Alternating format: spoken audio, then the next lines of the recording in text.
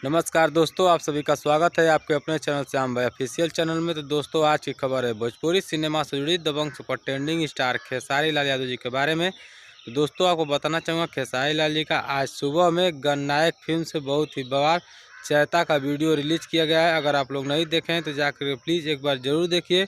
और दोस्तों, आप लोग स्क्रीन पर पोस्टर देख लीजिए, गाने का नाम है नीक लागे ठीक लागे।